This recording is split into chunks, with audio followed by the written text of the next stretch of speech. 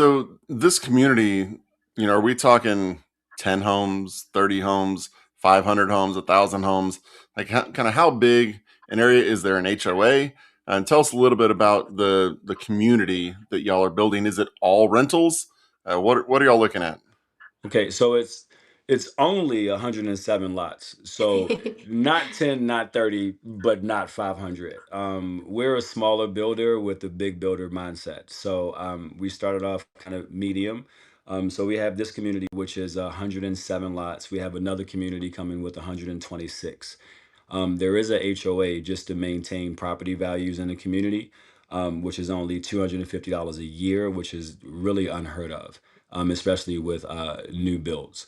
Lot sizes in the community are anywhere from a quarter acre up to a half acre, so there's a lot of space and a lot of green space for families that are looking for, Mhm. yards for their kids or don't want to be so close to their neighbors because a lot of new constructions now they'll put a Side by house wherever side. they can put a house.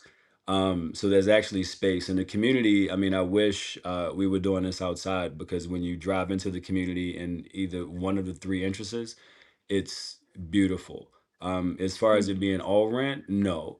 We are open to investors, obviously, right? Because we all like to make, money.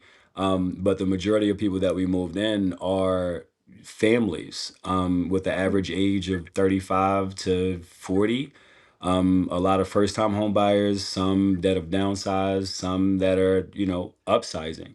And our price range is definitely affordable as far as the area and our competition.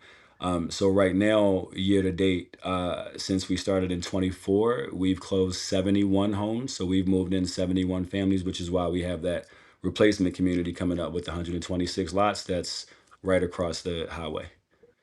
Mhm. Excellent. And so let's talk about that because the price point, a lot of times people hear new construction. Obviously, with the properties that we're bringing, it's not, a $500,000 home.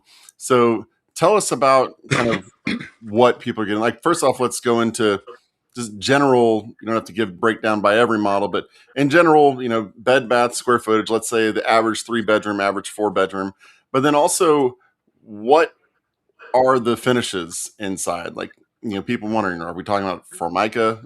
I don't think we are. Are we talking about granite, quartz? Are we talking ceiling fans? Are we talking the construction lights? Like, kind of what are people actually buying when they get this house? Is there a fence?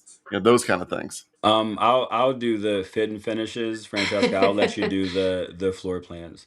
One Okay. other benefit of us is we've recently done some competition shopping with other new construction, and we found that a lot of builders have those upgrades available, but then tack them on to the price, right? We don't. So one, all of our upgrades are included. Two, we have granite countertops throughout the house, even in the bathrooms.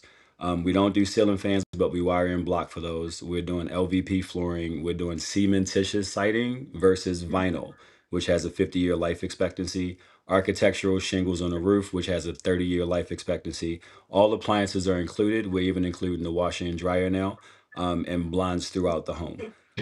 Moen faucets, we give a 10-year warranty on the HVAC, which is Carrier installed by Stewart Pro. We also give a 10-year structural warranty, which covers the foundation, framing, and the structure of the roof. So, and like I said, all of those upgrades are included in the price that we're quoted. Mhm. As far as fences go, we have a relationship with a local fencing company, veteran owned. I'm prior service myself. And they give us pretty good prices. I would say builder prices. In some instances, depending on the situation, we can include the fence. We don't necessarily market that, but that is one incentive that we offer, especially to you.